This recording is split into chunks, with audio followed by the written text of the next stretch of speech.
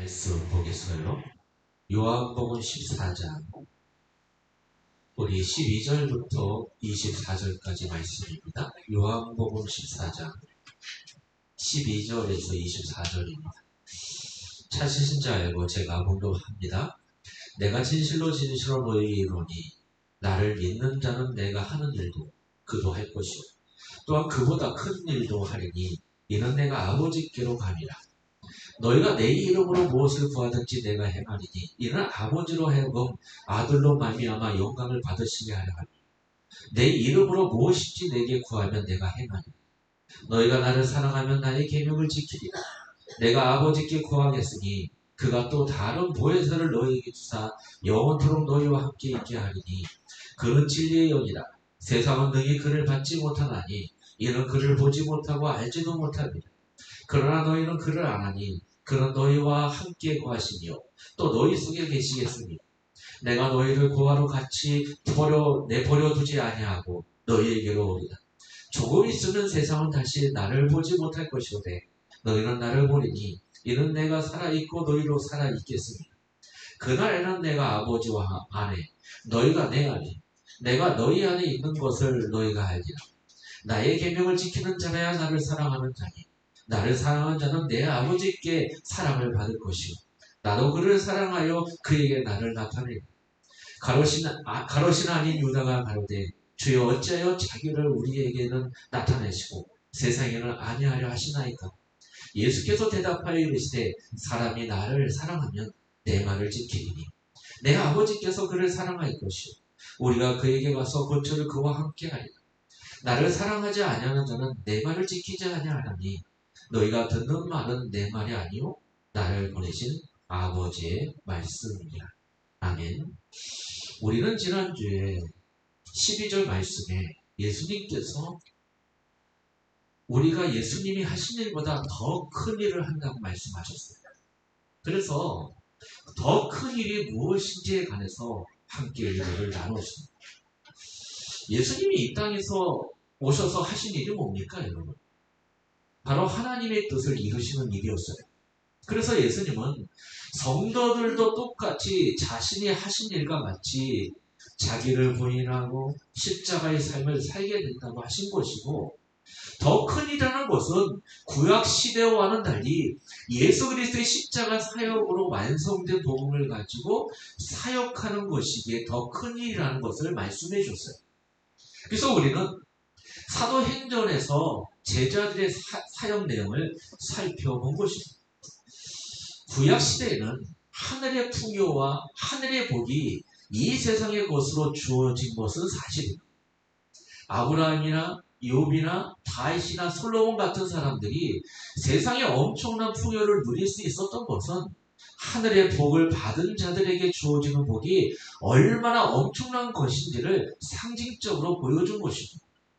구약은 이렇게 물질적이며 육신적인 것으로 영적인 것을 설명하고 있었기 때문에 그런 물질적 육신적 풍요나 복이 사라지게 되면 고통스러워했던 것입니다.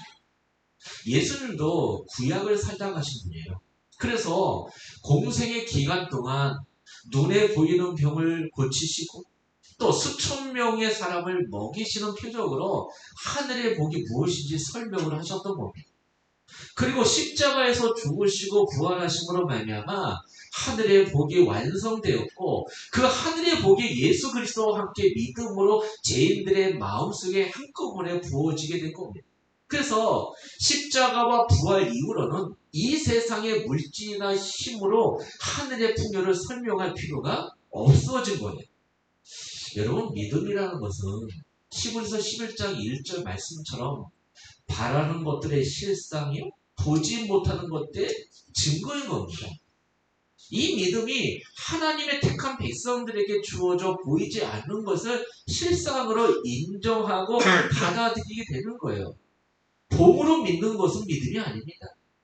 체험해서 믿는 것은 믿음이 아니에요. 믿음은요, 보지 못하고 바라지 못한 것을 그냥 믿는 것을 믿음이라는 겁니다.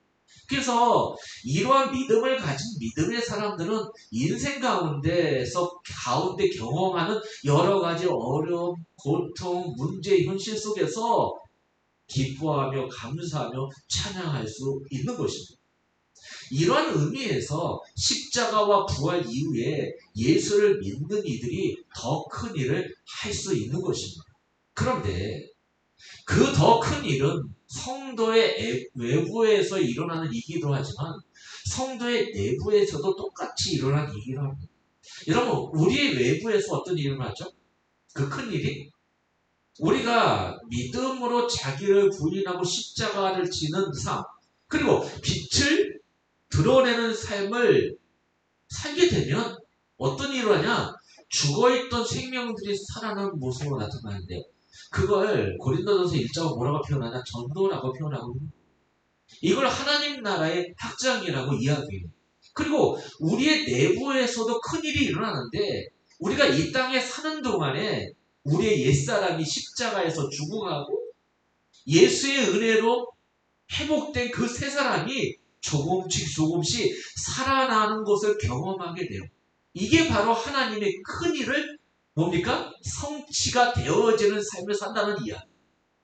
그런데 여러분, 이러한 모든 일은 성령께서 우리 가운데 역사하심으로 일어나게 되는 거예요. 그래서 여러분, 오늘 말씀 12절 끝에 보시면 예수님께서 뭐라 그래요? 내가 아버지께로 감이라, 이렇게 말씀하십니다. 예수님의 이 말씀의 의미는 너희들이 나보다 더 큰 일을 할 것인데, 더 큰 일을 하는 이유는 내가 아버지께로 가고 성령이 내려오심으로 성령이 더 큰 일을 너희들을 통해 주관하고 하시기 때문에 이 말씀을 하신 거예요. 그러니까 여러분, 엄밀히 말하면 그 더 큰 일을 또한 예수 그리스도께서 성령을 통해서 행하시는 일이라는 거죠. 네. 여러분, 오늘 보면 12절, 13절, 14절을 다시 보시면 좀 더 분명하게 이해할 수 있어요. 여러분, 12절에 보시면 내가 하는 일도 이런 그도 할 것이요, 또 그보다 더 큰 일도 할 것이라에 쓰인 하다라는 동사가 있어요. 그렇죠? 이 동사하고 13절, 14절에 내가 행하리니 쓰인 동사가 같은 단어입니다. 그러니까 여러분, 13절, 14절에 예수님께서 시행하시겠다고 하신 일과 12절에 성도가 하게 될 큰 일은 전부 누가 하시는 일이 돼요? 예수가 하시는 일이 돼요. 예. 근데 여러분, 그 예수님의 일을 뭐를 통해서 하시겠다는 얘기냐면 성도의 기도를 통해서 하시겠다는 거예요. 그러니까 여러분, 기도는 더 큰 일과 밀접한 관련이 있는 겁니다. 그런데 그 더 큰 일을 하기 위해서는 기도와 함께 필연적으로 필요한 무언가가 있어야 하는데, 그것이 바로 뭐요? 성령 하나님의 강림이에요. 그래서 여러분, 오늘 본문에 여러 가지 중요한 내용이 많이 들어가 있는데 오늘 하나씩 한번 설명해 보겠습니다. 먼저 기도에 관한 내용이죠. 13절, 14절을 보시면 주님께서 성도가 하게 될 더 큰 일과 연결을 시켜서 너희가 내 이름으로 구하는 것은 그것이 무엇이든 다 들어주겠다고 말씀하십니다. 그러니까 성도가 예수의 이름으로 구하는 모든 것은 우리가 하게 될 더 큰 일과 관련이 있는 거예요. 더 큰 일을 위해 예수의 이름으로 구해야 하는 것이고, 그 구하는 모든 것을 예수님이 하나도 빠짐없이 다 들어주시겠다고 하시는 것입니다. 그런데 그 더 큰 일은 예수님의 십자가의 삶이 그러했던 것처럼 우리 자신의 뜻을 이루는 것이 아니라 하나님의 뜻을 이루는 일을 말하고 있는 겁니다.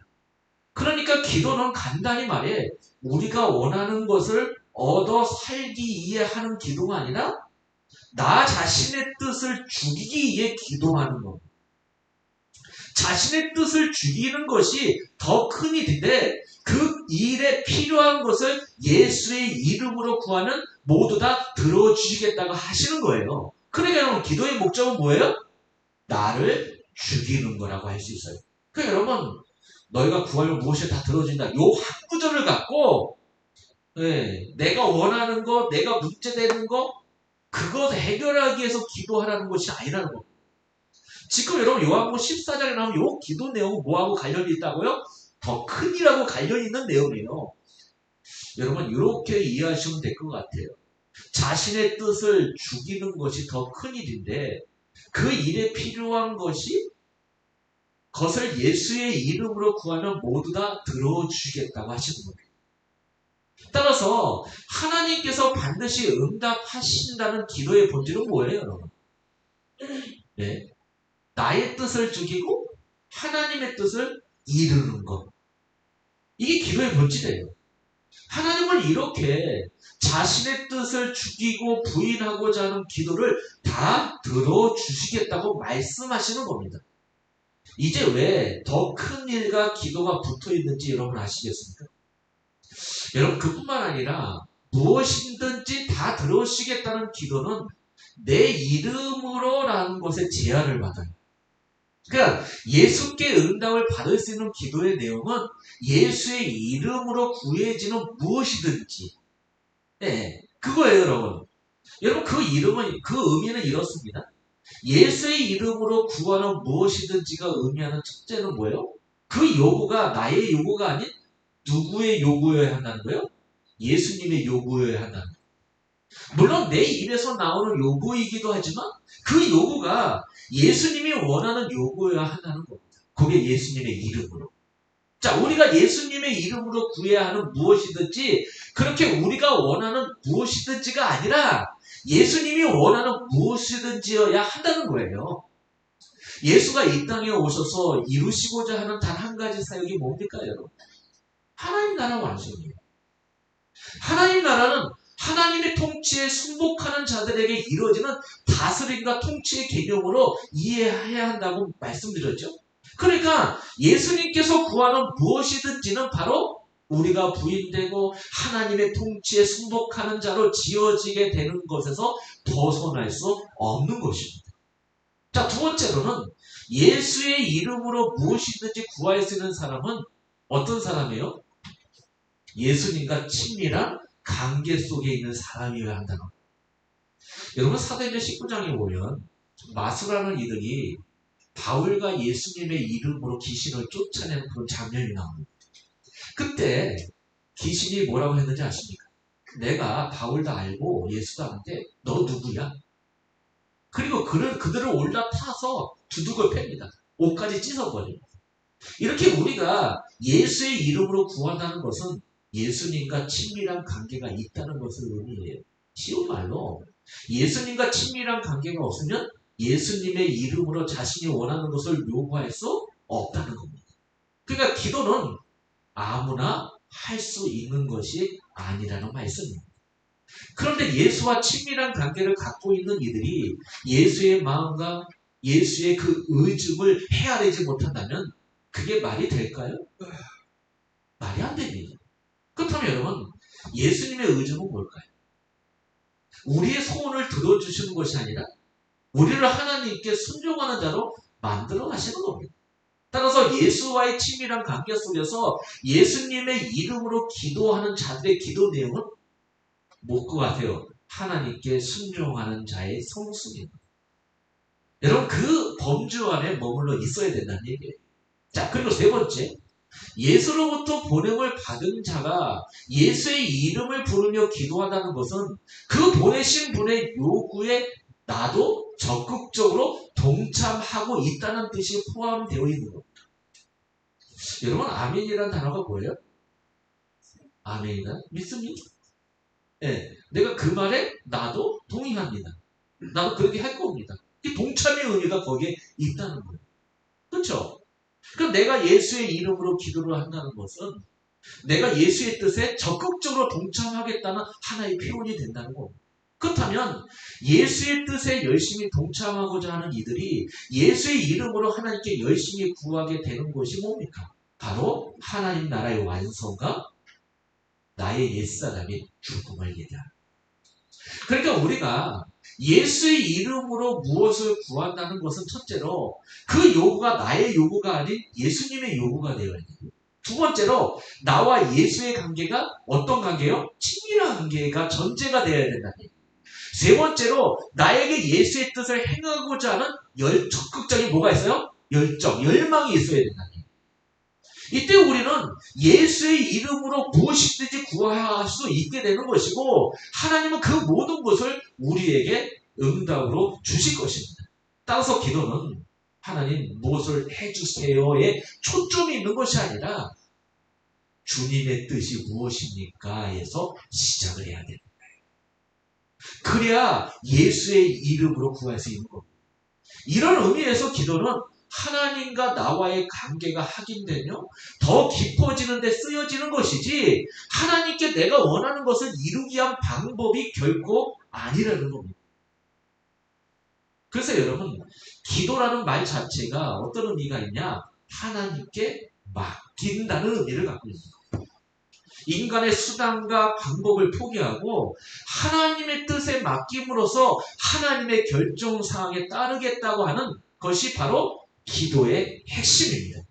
그러니까 여러분, 기도는 어떤 행위이기 전에 그리스도인의 삶의 내용이어야 한다는 것이 맞는 거예요.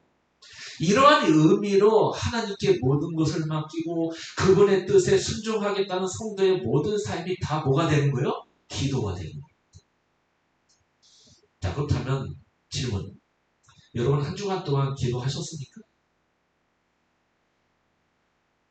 자꾸만 우리는 기도를 어떤 형태로, 자세로만 이해하고 있는 거예요. 그래서 어떤 형태로, 자세로 안 하면 기도 안 한다고 생각해요. 그렇다면 정말 내가 내 인생을 주님께 맡기고 하나님의 뜻을 쫓아다니는 우리의 삶 자체가 뭐가 되는 거예요? 기도가 되는 거예요. 여러분 이 사실을 잊지 마시기 바랍니다. 이게 굉장히 중요하죠.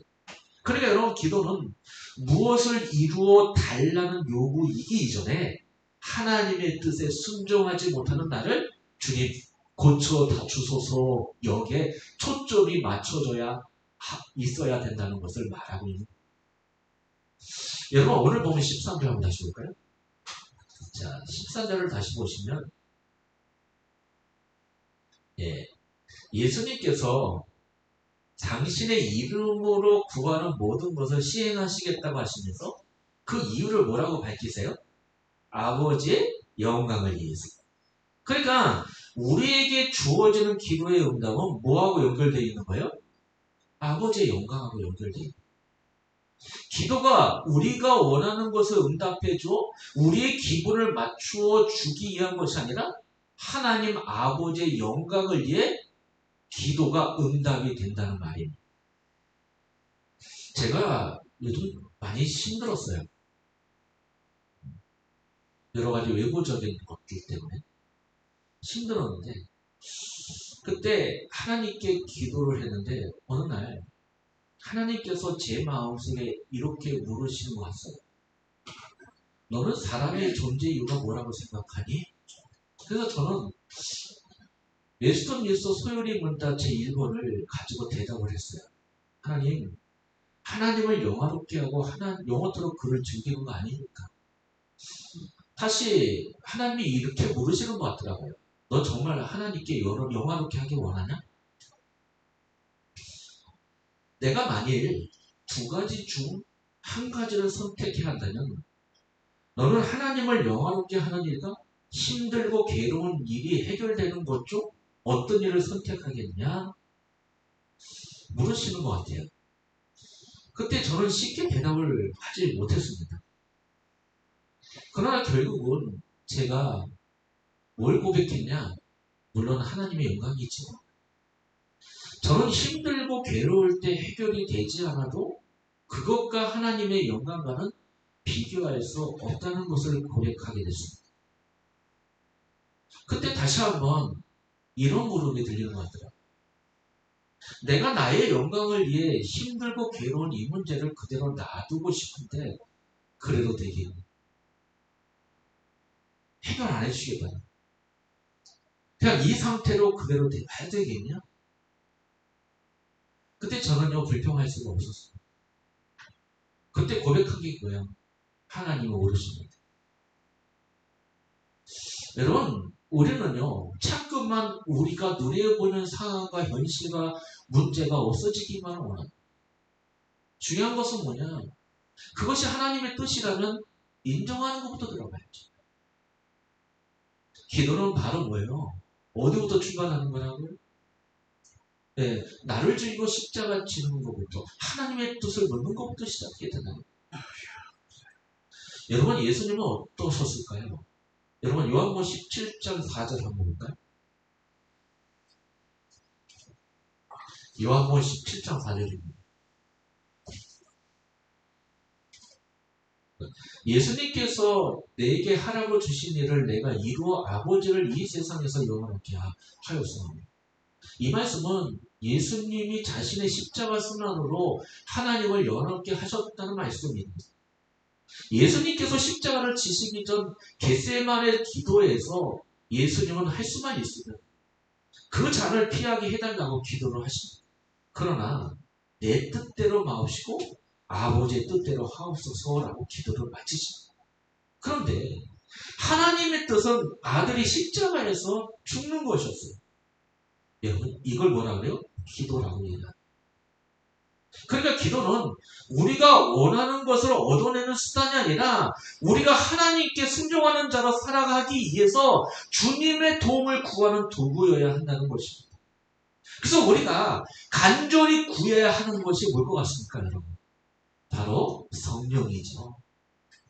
우리의 기도의 응답으로 성령이 우리 안에서 강력하게 역사하시어 우리를 계명을 지키는 자로, 예수를 사랑하는 자로, 더 큰 일을 하는 자로 만들어 가시는 겁니다. 그래서 예수님이 이런 말씀하셨는데, 우리 누가복음 11장 볼까요? 누가복음 11장 9절에서 13절.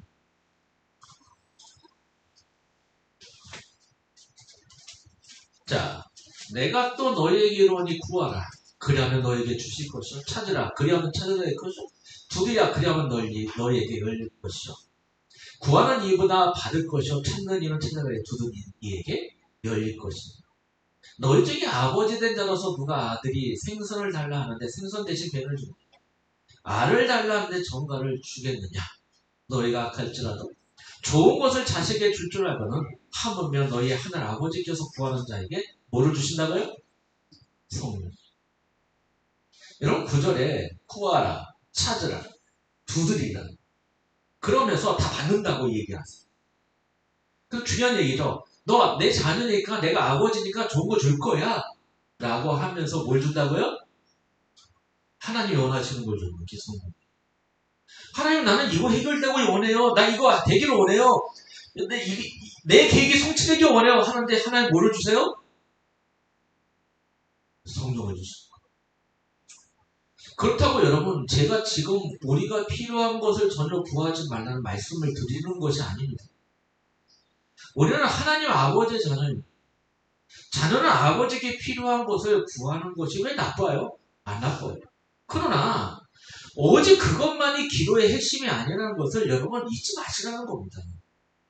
많은 성도들이 기도는 자신의 뜻을 하나님께 간철시켜 자신이 원하는 것을 응답받는 것으로 이해하고 있어요.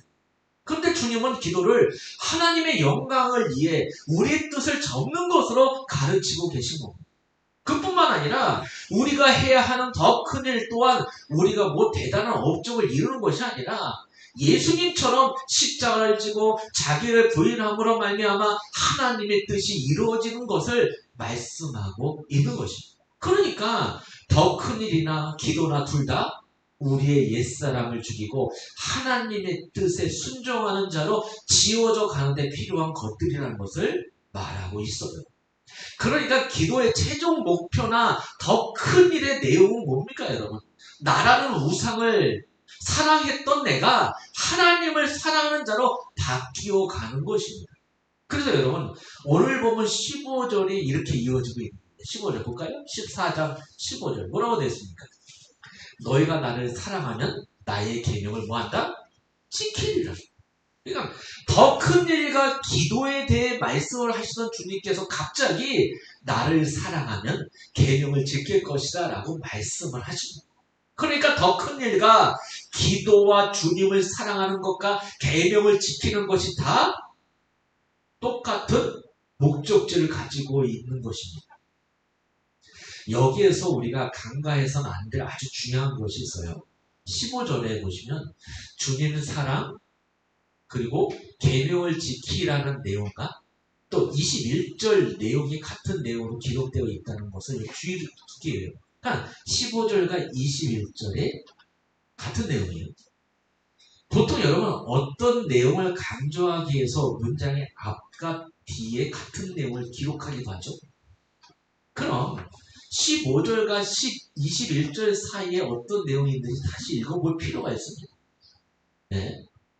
그 여러분 15절과 22절이 강조하는 내용이 가운데에 들어가 있다는 거. 너무나 중요하죠. 우리 한번 16절부터 20절 한번 같이 한번 읽어보겠습니다. 시작. 내가 아버지께 구하겠으니 그가 또 다른 보혜사를 너희에게 주사 영원토록 너희와 함께 있게 하리라. 그는 진리의 영이라. 세상은 능히 그를 받지 못하나니 이는 그를 보지도 못하였고 알지도 못하니 그러나 너희는 그를 아나니 그는 너희와 함께 거하시며 또 너희 속에 계시겠습니다. 내가 너희를 고아와 같이 버려두지 아니하고 너희에게로 오리라. 조금 있으면 세상은 다시 나를 보지 못할 것이오되 너희는 나를 보리니 이는 내가 살아있고 너희도 살아있겠습니다. 그날에는 내가 아버지 안에 너희가 내 안에 내가 너희 안에 있는 것을 너희가 알리라. 자, 무슨 얘기예요? 성령 강림 이야기죠. 그러니까 계명 지킴 사이에 성령 강림의 이야기가 들어있습니다.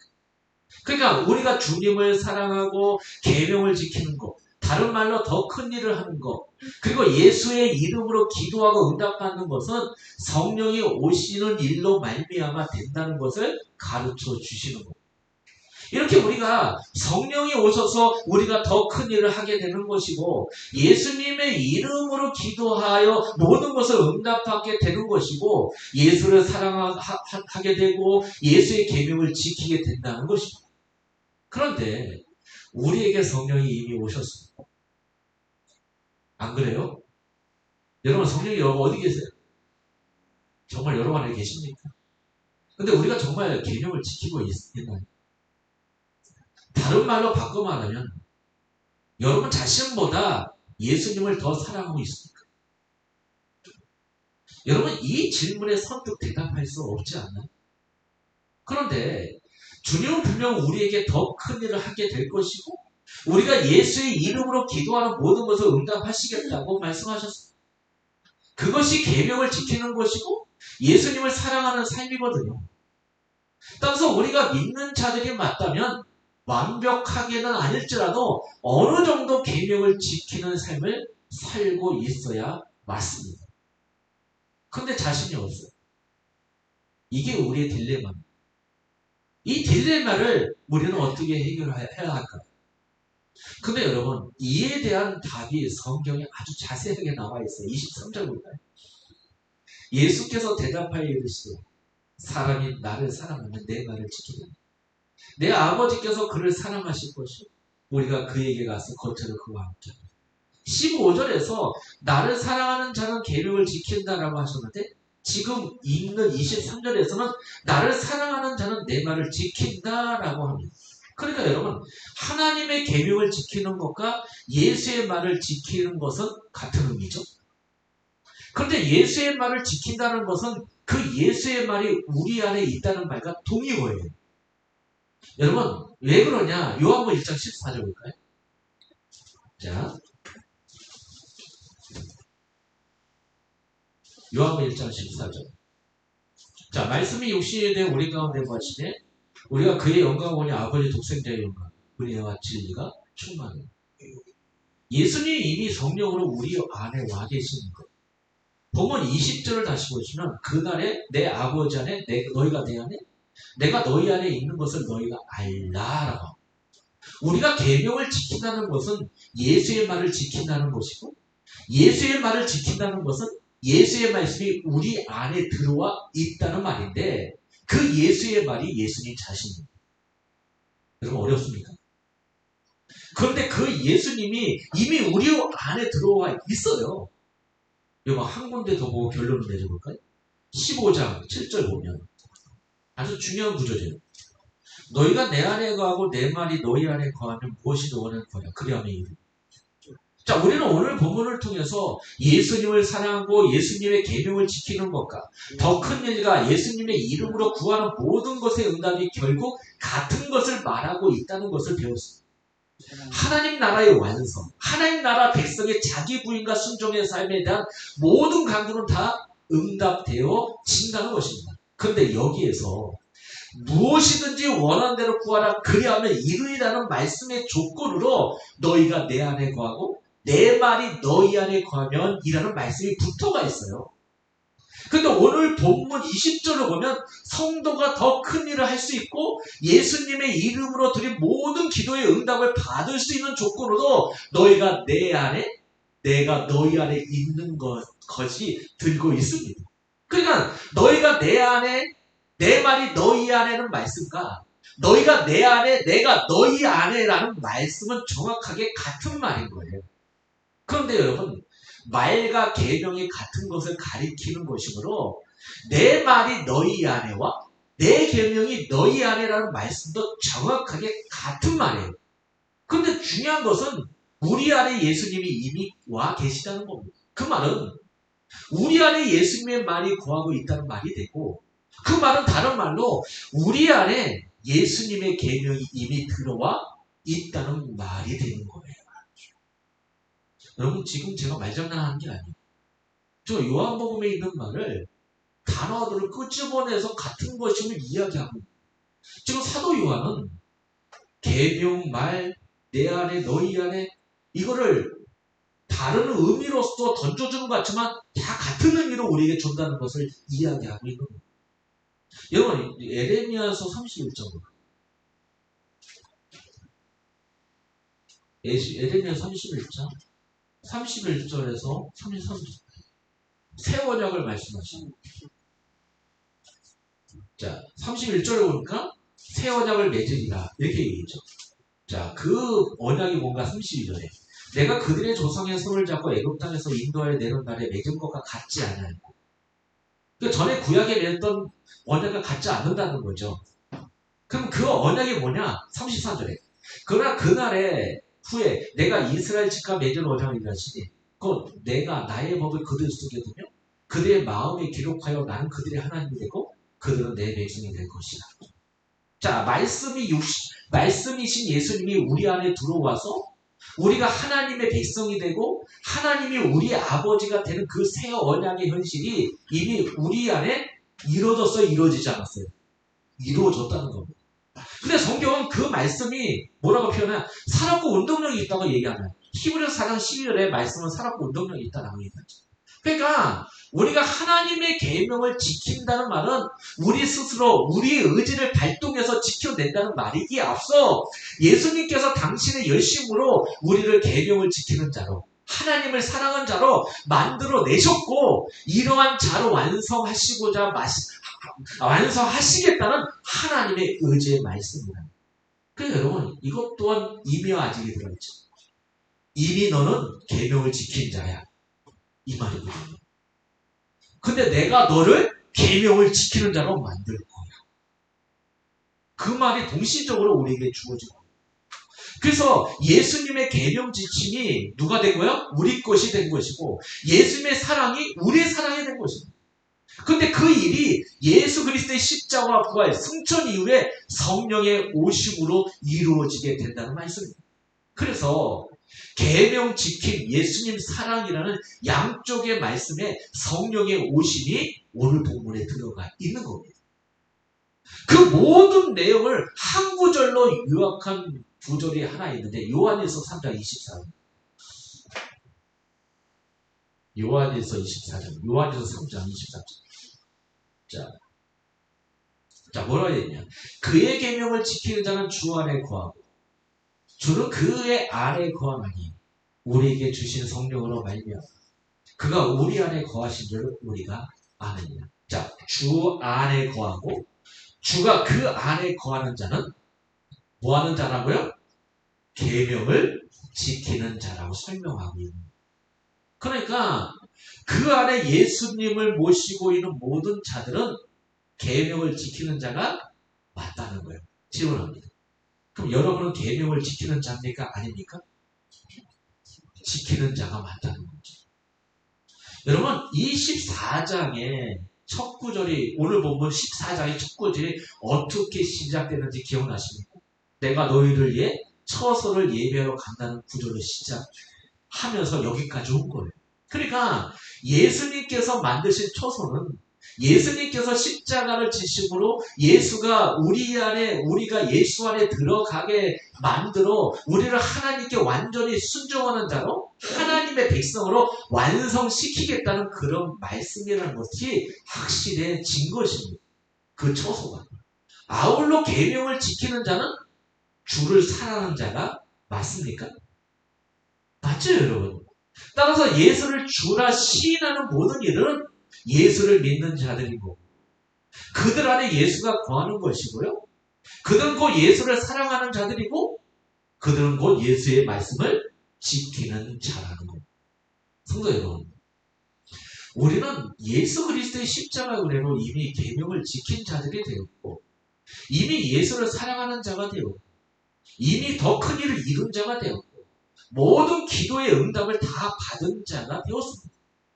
이러한 우리를 향한 하나님의 사랑과 은혜를 알게 되었다면 그 사랑을 아는 만큼 우리에게서 그런 모습들이 나와야 되는 것이 마땅하다는 겁니다. 여러분 요한일서 4장 19절에 보면 우리가 사랑하면 그가 먼저 우리를 사랑하셨습니다. 하나님이 먼저 우리를 사랑하셨다는 것을 아는 만큼 하나님을 사랑한다는 거예요. 그래서 여러분 영생은 뭐 하는 거라고요? 하나님과 예수를 아는 것만큼 주님을 사랑하는 거예요. 하나님을 아는 것만큼 뭡니까? 하나님을 사랑하는 거예요. 그걸 얘기하는 거예요. 여러분, 여러분의 아내와 남편이 여러분을 지극히 사랑하고 있다는 것을 알게 되었을 때 여러분이 그 배우자를 사랑하게 된다는 것은 당연한 거죠. 그렇게 우리가 상대방의 사랑을 확인하는 순간 우리는 그 상대방을 사랑하고 있는 것입니다. 하나님 앞에서 여러분이 정말 죽을 죄인이라는 것과 정말 부끄러운 존재임을 드러났을 때 여러분의 마음은 어떻습니까? 이런 나에게 하나님께서 나를 사랑하셔서 당신의 아들을 주셨다니 그 사랑이 얼마나 큰가. 그때 여러분은 하나님을 사랑하고 계신 겁니다. 왜 나는 하나님을 사랑하지 않지? 하고 고민하지 마시고 왜 나는 하나님 말씀에 순종하지 않지? 고민하지 마시고 우리가 우리를 향한 하나님의 사랑을 깊이 깨닫게 될 때 그 순간 우리는 하나님을 사랑하고 있는 겁니다.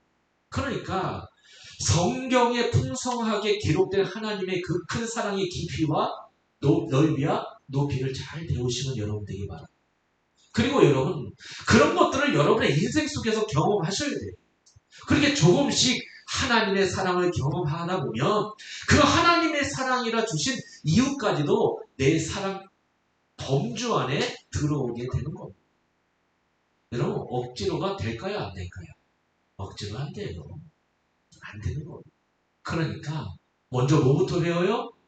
하나님의 사랑부터 배워요.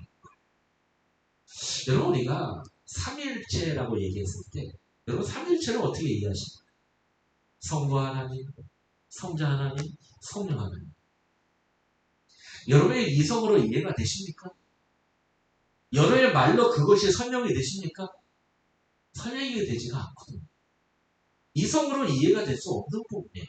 그런데 여러분 성부 하나님이 하신 일, 성자 예수님이 하신 일, 성령께서 지금 내 안에 하시는 그 일을 우리가 깨닫고 배우면 배울수록 우리가 하나님을 믿는 믿음이 더 성숙해지고 더 강해지게 됩니다.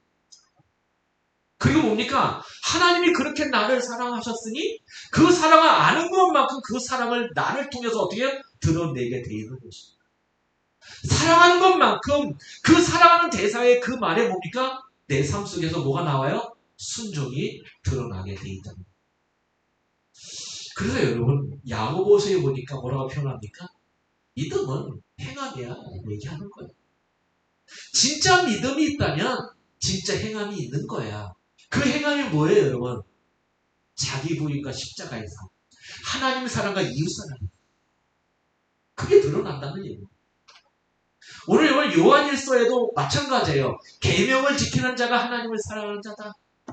그 계명은 무거운 것이 아니야. 진짜 너 안에 주님이 계셔? 그렇다면 주님을 사랑할 수밖에 없고 그 말에 순종할 수밖에 없는 자가 많네. 한번 너를 점검해봐. 요게 요한일서의 주제거든요. 성도 여러분, 우리가 요한복음 14장에 바로 그 처서의 의미가 무엇인지 긴 시간 같이 나눴습니다. 지금 주님은 여러분과 함께 계십니다. 여러분을 사랑하는 하나님을 사랑하는 자, 이웃을 사랑하는 자, 하나님의 뜻에 순종하는 자로 지금도 만들고 계시다는 거 잊지 마시고 지금의 연약한 모습 그대로 주님 앞에 내놓으시는 여러분에게 축원합니다. 그리고 기도를 바르게 이해하시기 바랍니다. 기도합시다. 하나님 아버지, 우리에게 주신 이 말씀을 깨닫게 하시니 감사합니다. 하나님이 우리와 함께 하시고 우리 속에 하나님의 크신 사랑을 깨닫게 하시고 우리 이 세상 삶 속에서 하나님의 말씀에 순종하는 자도 정말로 인도하시니 정말로 감사합니다. 하나님의 뜻이 우리의 뜻이 되며 하나님의 계획하신 대로 살아가는 그 행복을 누리게 하여 주시옵소서. 예수 그리스도의 이름으로 기도드렸습니다.